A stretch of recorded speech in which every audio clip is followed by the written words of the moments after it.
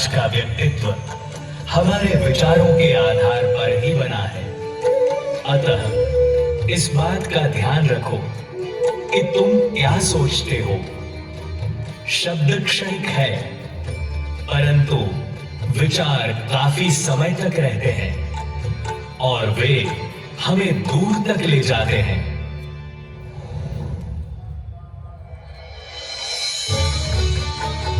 आज से अनेकों वर्ष पहले एक महापुरुष द्वारा दिए गए ये विचार, ये उपदेश आज भी किसी हताश को उत्साहित करने में, पिछड़े हुए को आगे बढ़ाने में और निराश का मनोबल बढ़ाने तथा उनमें नया उत्साह भरने में सक्षम है। आज भी ये विचार हमारे लिए प्रेरणा का स्रोत बने हुए हैं।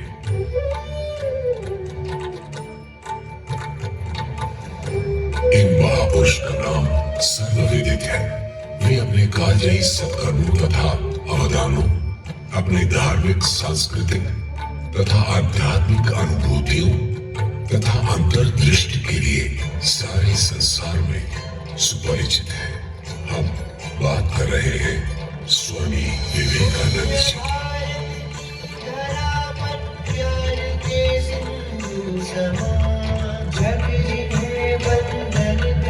वैसे तो स्वामी विवेकानंद जी के विषय में जितना कुछ कहा जाए वो कम ही होगा।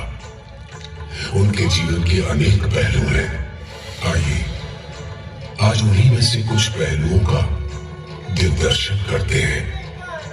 उनका स्मरण आते ही हमारे दिलो दिमाग पर उनके जीवन की एक सुविख्यात घटना एक चलचित्र की भांति जरूर उभर आती है। 11 सितंबर 1893 का वो दिन, जब उन्होंने अमेरिका के शिकागो नगर में आयोजित विश्व धर्म सम्मेलन को पहली बार संबोधित किया। वो दिन जगत के इतिहास में चिरस्मरणीय हो गया। Sisters and brothers of America,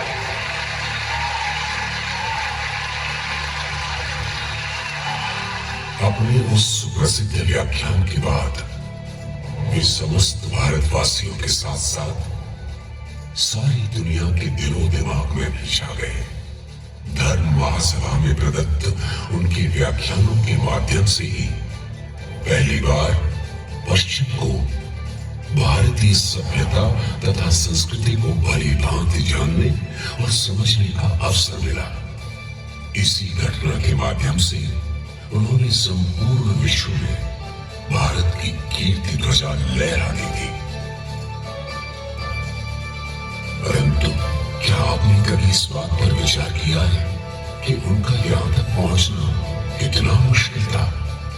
कदम कदम पर उन्हें अनेक कठिनाइयों का सामना करना पड़ा, जैसे अमेरिका जाने के लिए टिकट बनवाना, यात्रा खर्च की व्यवस्था करना, सम्मेलन में भाग लेने तथा वहां बोलने की अनुमति पाना।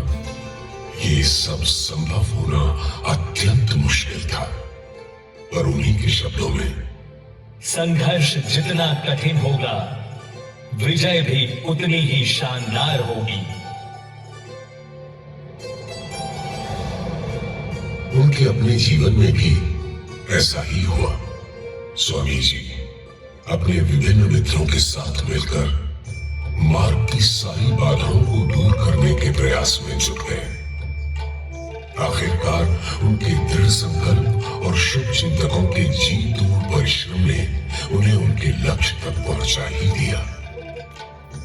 इस शुरुआती संघर्ष की जीत शिकागो के उस धर्म सम्मेलन में तालियों की गड़गड़ाहट के रूप में व्यक्त हुई और उनके परिपक्व विचार सुनकर वहां सारे विद्वान चमत्कृत हो गए और श्रोता मंत्रमुग्ध भाव से उनकी बातों का रसास्वादन करते रहे।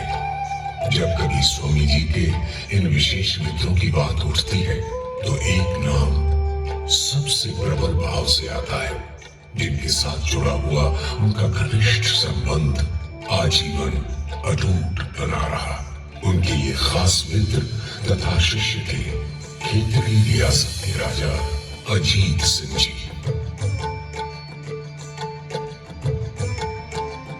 शेखावत कुल के ये राजा मिलनसार, न्यायप्रिय, कुशल प्रबंधक, पूर्वाग्रह मुक्त होने के साथ साथ विद्वान, कवि तथा भक्त हृदय के भी थे। उनके राज्य में खेतरी बहुत फला फूला। वो शिक्षा को अत्यंत अनिवार्य मानते थे। उन्होंने खेतरी में शिक्षा विभाग की स्थापना करके वहां की साधारण पाठशाला को जयपुर मंडल के प्रथम हाई स्कूल में परिणत किया। आज ये जयसिंह हाई स्कूल के नाम से जाना जाता है। संस्कृत पाठशाला तथा कई प्राथमिक शालाएं एवं अस्पतालों की भी स्थापना कर उन्होंने खेतड़ी को एक नई दिशा दी। आज भी खेतड़ी के निकट स्थित अजीत निवास बाग, बंद अजीत सागर और बंद अजीत समंद उनकी कीर्ति ध्वजा फहरा रहे हैं।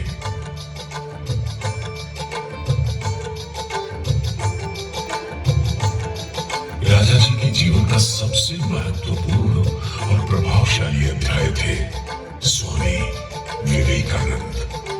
आइए स्वामी जी द्वारा राजा जी को लिखे गए कुछ पत्रों पर नजर डालते हैं, जिनमें उन्होंने लिखा है कि इस जीवन में मैं आपको ही अपना एक लौता मित्र समझता हूँ। किसी विशेष काल में कुछ विशेष व्यक्तियों का जन्म एक साथ मिलकर कुछ विशेष कार्य करने के उद्देश्य से होता है। अजीत सिंह और मैं दो ऐसी आत्माएं हैं जिन्होंने मानव समाज के कल्याण हेतु एक महान कार्य में परस्पर सहयोग करने के लिए जन्म लिया है। मैं उनसे प्रेम किए बिना नहीं रह सकता और वे मुझसे प्रेम किए बिना नहीं रह सकते। ये पिछले जन्म का संबंध है। हम एक दूसरे के सहायक और परिपूरक हैं।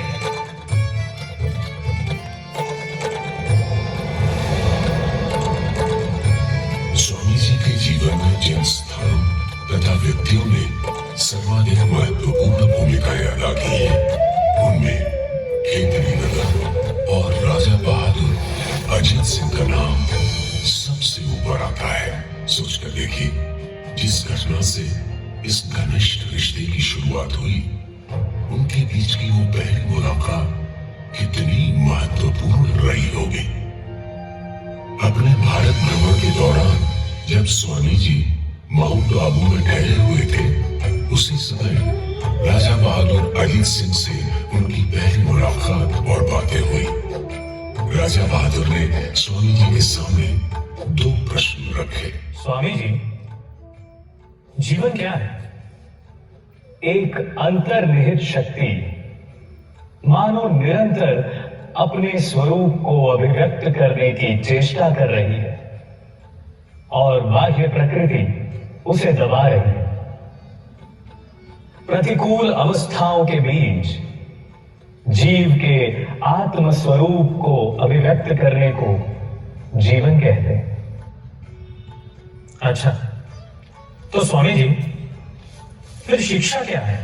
विचारों का स्नायुओं के साथ घनिष्ठ संबंध स्थापित करवाने को शिक्षा कहते हैं।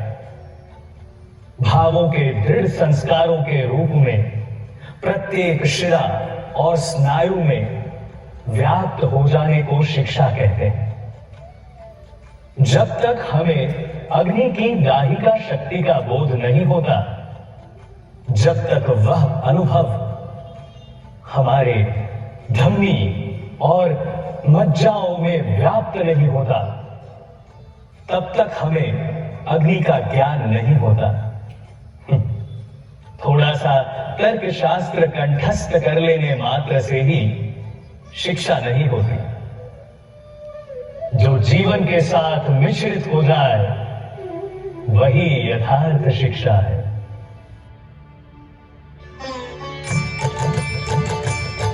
प्रश्नों के समुचित उत्तर पाकर सदा के लिए राजा बहादुर स्वामी जी के अनुरागी हो गए और सच कहें तो उनका ये प्रथम परिचय ही एक सुदृढ़ प्रेम के बंधन में परिणत हो गया।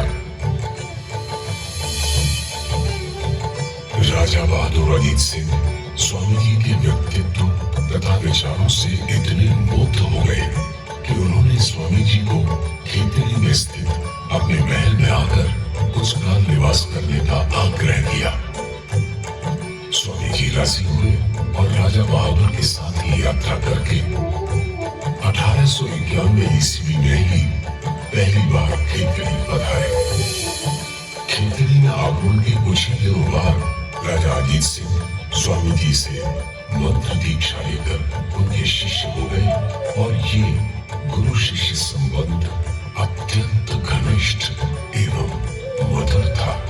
स्वामी जी से राजा जी ने भौतिक विज्ञान, रसायन एवं खगोल विज्ञान की शिक्षा ली और स्वामी जी ने खुद खेतड़ी के संस्कृत विद्यालय में अष्टाध्यायी ग्रंथों का अध्ययन भी किया। कहते हैं कि कभी कभी शिक्षक एवं शिष्य खगोलीय विद्याध्ययन में इतने तल्लीन हो जाते थे कि वे कई रात दूरबीन पर जमे रहते थे और राजस्थान के रहस्यपूर्ण अंधकार में स्वच्छ आकाश का सूक्ष्म परीक्षण किया करते थे। अजीत सिंह एक महान गुणग्राही थे। उनके दरबार में बड़े बड़े विद्वानों तथा कलाकारों को आश्रय प्राप्त हुआ करता था। वे स्वयं ही एक अति कुशल वीणा वादक थे। उन्होंने अनेक भजन, गीत तथा कविताओं की रचना भी की थी। ये एक सर्वविदित तथ्य है कि स्वामी जी भी एक उच्च कोटि के गायक थे। अतः सहज ही समझा जा सकता है कि ये दोनों महान आत्माएं संगीत के गूढ़ क्षेत्र में भी चर्चाएं किया करती थी। राजा अजीत सिंह द्वारा रचित ठोरी शैली का ये भजन स्वामी विवेकानंद जी को बड़ा प्रिय था और वे उसे अक्सर गाया करते थे।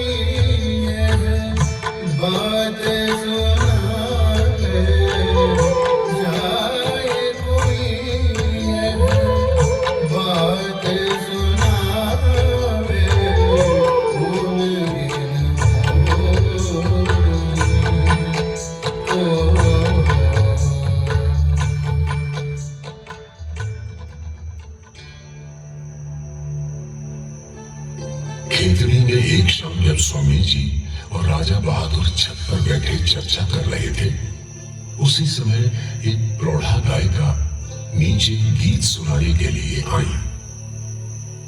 जैसे ही उन्होंने गाना शुरू किया, वैसे ही स्वामी जी वहां से उठकर चले गए।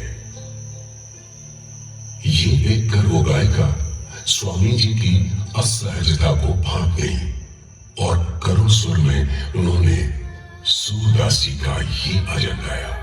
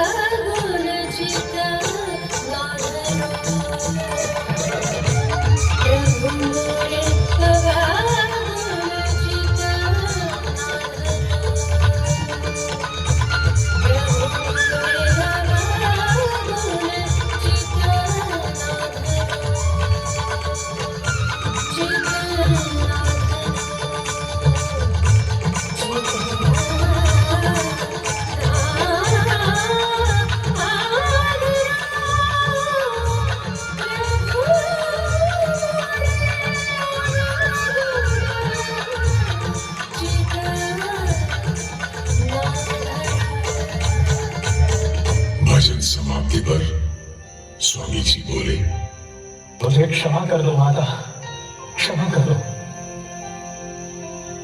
मैं तुम्हारी पीड़ा को समझ ही नहीं सका।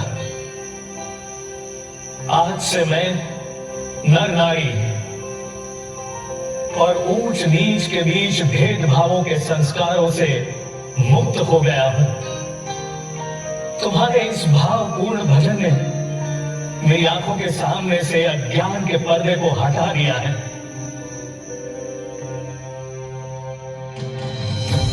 अपनी जीवन यात्रा के दौरान स्वामी जी कुल 3 बार खेतड़ी पधारे थे।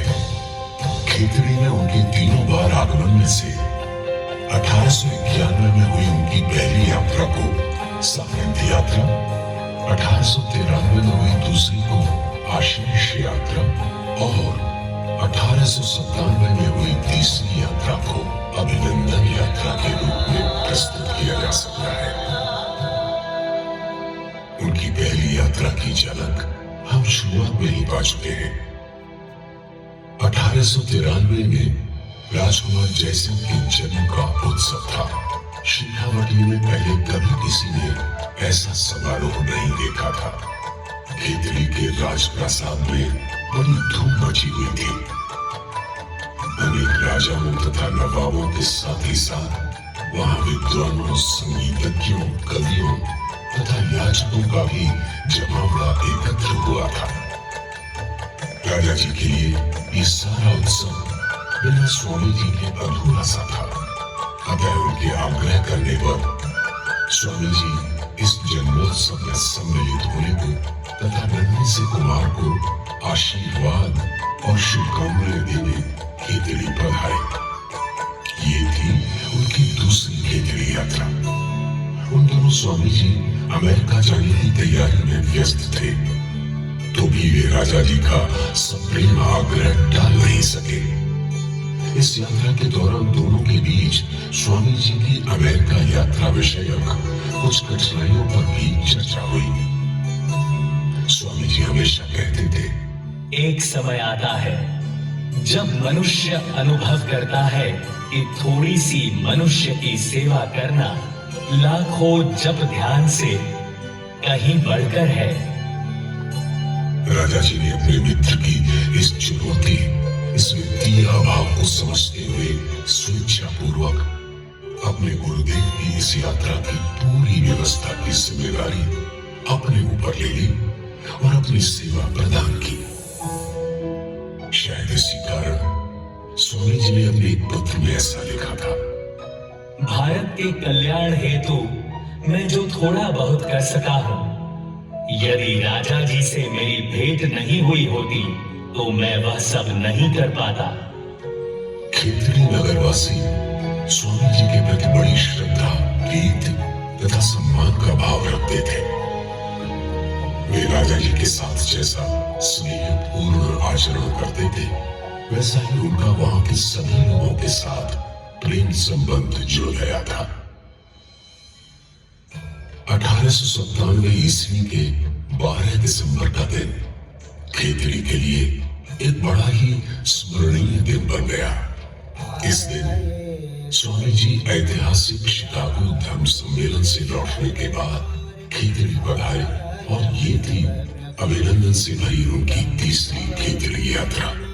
उस समय पूरा खेतड़ी नगर उत्साह और आनंद से मतवाला हो गया था। ये गरिमामय हर्षोल्लास के मध्य मरुस्थल में आध्यात्मिक प्रेरणा की धारा बहाना मानो उनकी तीसरी खेतड़ी यात्रा का नैसर्गिक विधान था। उनके स्वागत में गोपालगढ़, फतेह विलास महल, सुख महल के साथ पूरा खेतड़ी देसी घी के दीपकों से जगमगा उठा। 12 दिसंबर 1897 को खेतड़ी के पन्ना लाल शाह तालाब पर प्रीति भोज देकर स्वामी जी का भव्य स्वागत किया गया। 2011 से लेकर आज तक 12 दिसंबर का ये ऐतिहासिक दिवस खेतड़ी में खेतड़ी विरासत दिवस के रूप में धूमधाम से मनाया जाता है।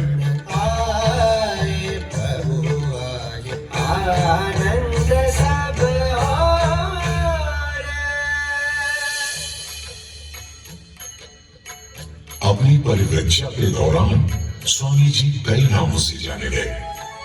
विविदिशानंद, विवेकानंद, सच्चिदानंद। क्या आप जानते हैं कि स्वामी जी जिस विवेकानंद नाम से विश्वविख्यात हुए, वो नाम उन्होंने कब और कैसे धारण किया? जो भगवा पगड़ी और वस्त्र वे पहनते थे, क्या उसके पीछे के वृत्तांत से आप परिचित हैं? स्वामी जी, आपका नाम बड़ा कठिन है। बिना टीकाकार की सहायता के किसी भी साधारण व्यक्ति के समझ में नहीं आ सकता और इसका उच्चारण भी सहज नहीं। और इसके अतिरिक्त अब तो आपका विविदिशा काल भी समाप्त हो चुका है। अच्छा, तो फिर राजा जी आप ही बताइए, आपको कौन सा नाम पसंद है? मेरी समझ में आपके योग्य एक नाम है, विवेकानंद।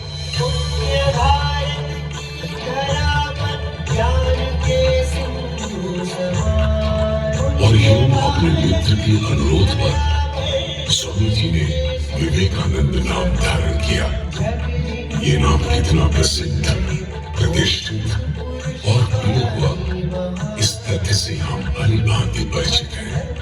इतना ही नहीं, बल्कि उनकी ये प्रतिष्ठित छवि, ये पगड़ी भी उन्होंने खेतड़ी नरेश राजा बहादुर अजीत सिंह के आग्रह पर ही धारण की। आज उनका राजस्थानी पगड़ी वाला चित्र और विवेकानंद नाम स्वामी जी की पहचान बन चुकी है।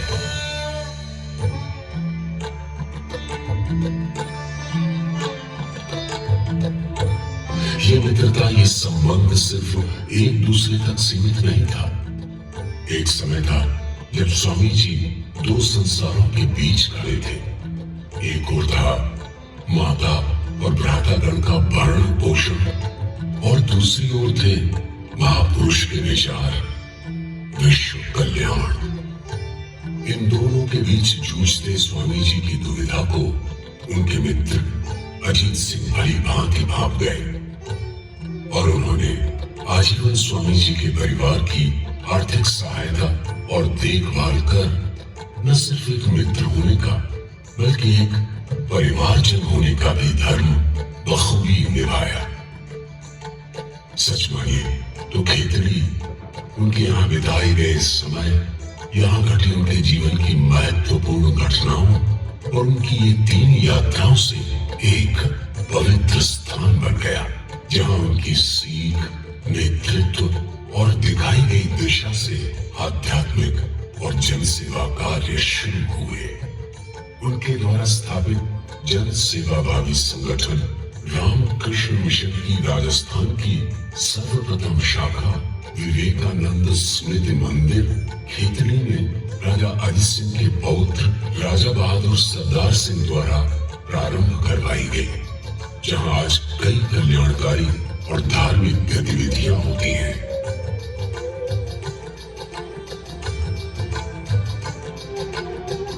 स्वामी जी की स्मृति से परिपूर्ण ये जगह, जहां वे अपनी खेतड़ी यात्रा के दौरान ठहरा करते थे, वहां अजीत विवेक संग्रहालय स्थापित किया गया। ये कमरा जो आप देख रहे हैं, अपनी खेतड़ी यात्रा के दौरान स्वामी जी अक्सर यही ठहरा करते थे और यहीं पर राजा जी के साथ उनकी आध्यात्मिक चर्चाएं भी हुआ करती थी। इसी कक्ष को आगे चलकर ध्यान कक्ष में परिवर्तित किया गया। इन दोनों महान आत्माओं द्वारा एक दूसरे को लिखे गए अनेक पत्र उनकी इस अनूठी आत्मीयता के साक्षी हैं। ये पत्र आज भी बेलूर रामकृष्ण मिशन संग्रहालय में संजो कर रखे गए हैं। आज जिस धरती पर आप बैठे हैं, वो धरती एक ऐसी दोस्ती, एक ऐसे गुरु शिष्य संबंध की जीवंत गवाह रही है, जो न केवल खेतड़ी वासियों के लिए बल्कि पूरे विश्व के लिए प्रेरणा का एक महान केंद्र है। इस अटूट संबंध की अनेक गाथाएं खेतड़ी वासियों की केवल जुबान पर नहीं, बल्कि हृदय में भी सहज बसी है। यहाँ का चप्पा चप्पा, हर गली गलियारा, चौराहा, माल, हर हृदय स्वामी जी की स्मृति से परिपूर्ण है। ये कैसा अनूठा संबंध था, ये कैसा घनिष्ठ नाता था, जहां एक की दुविधा दूसरा बिना कहे समझ जाता था। सलाहकार हुए, गुरु शिष्य हुए, परिपूरक या फिर मित्र हुए, कुछ रिश्ते नाते सच मानो बिना नाम दिए ही अमर हुए। नजर उठाकर देखो खेतड़ी के इस काले नीले आसमान में दो तारे जरूर दिखेंगे तुम्हें, चमचमाते एक दूसरे के साथ में। हाँ, यही है वो दो पराक्रमी आत्माएं, यही है वो ओज जो बिन कुछ कहे चुपचाप वहां से फैला रही है।